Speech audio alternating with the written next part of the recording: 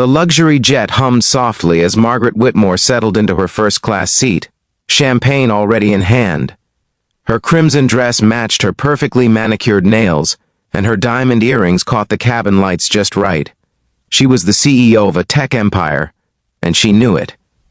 Across the aisle sat Daniel Hayes, a quiet man in his 30s with tired eyes and calloused hands.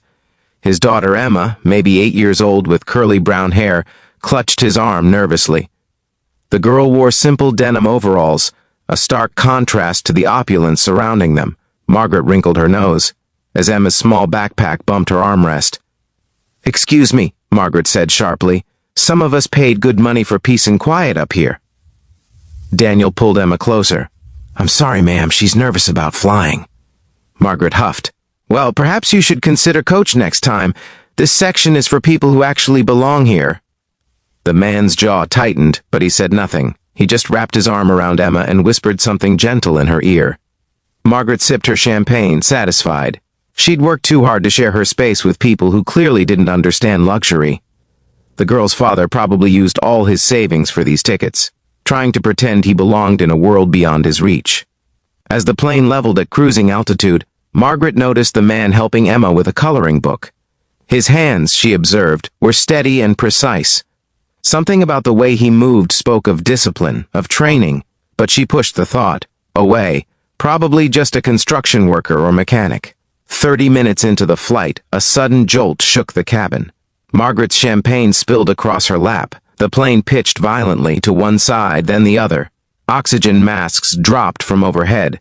Screams filled the air. Then came the captain's voice, strained and desperate over the intercom. "Ladies and gentlemen, we have a critical situation. Our co-pilot has lost consciousness, and I need immediate assistance in the cockpit. Is there anyone on board with flight experience? Any pilot, military, or civilian? Please identify yourself immediately." Silence hung heavy in the cabin. Margaret's heart pounded against her ribs. The plane shuddered again, dipping sickeningly. Then she heard it, a calm voice cutting through the chaos. "I have flight experience." It was him, the man she'd dismissed. Daniel Hayes was already unbuckling his seatbelt. He kissed Emma's forehead and spoke quietly to the flight attendant who'd rushed forward. "Major Daniel Hayes, United States Air Force. Retired. I flew fighters for 12 years. Margaret's champagne glass slipped from her fingers. The flight attendant's relief was visible. "Thank God. Follow me, sir. Quickly." Daniel turned to Emma. "Remember what Daddy always says? Stay calm, stay brave. I'll be right back, sweetheart." The little girl nodded, tears streaming down her face, but she didn't make a sound. As Daniel disappeared into the cockpit, Margaret sat frozen. The arrogant words she'd spoken earlier echoed in her mind like accusations. This man, this single father she'd looked down upon, was now the only thing standing between everyone on this plane and disaster. The minutes crawled by. The plane continued to shake and drop, passengers crying and praying. Emma sat perfectly still, her coloring book forgotten, staring at the cockpit door. Margaret found herself watching the little girl. Such composure for someone so young, such trust in her father. Finally, slowly, the turbulence began to ease. The violent shaking became gentle rocking. The descent that had felt like falling became controlled, steady. Through the window, Margaret could see the ground approaching, the airport lights growing brighter. The landing was rough but safe.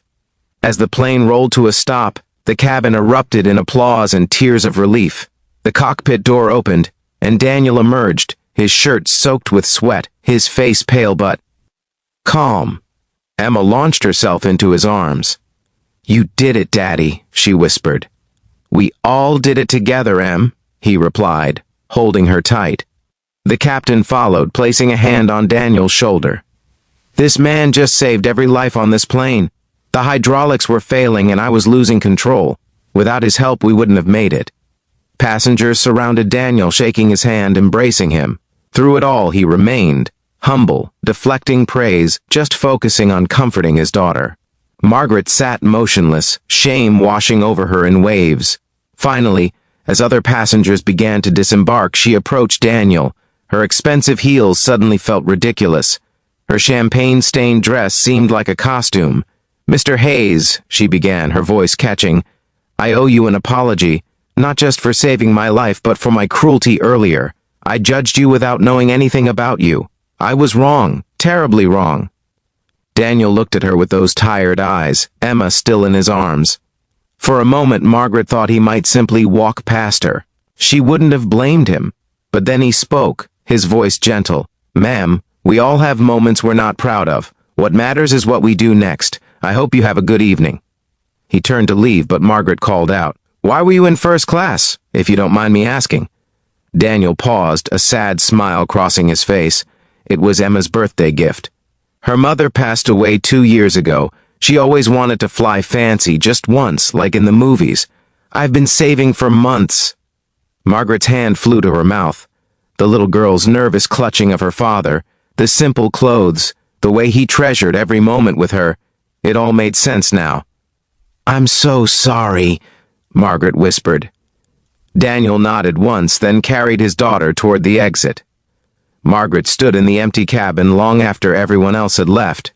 Her expensive life, her achievements, her pride, none of it had mattered when the plane was falling. What mattered was courage, skill, and a father's love for his daughter.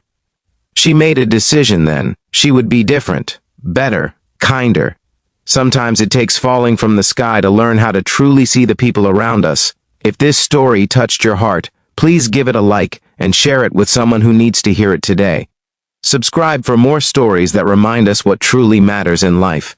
And leave a comment below telling us about a time when someone surprised you with their hidden strengths. We'd love to hear your story.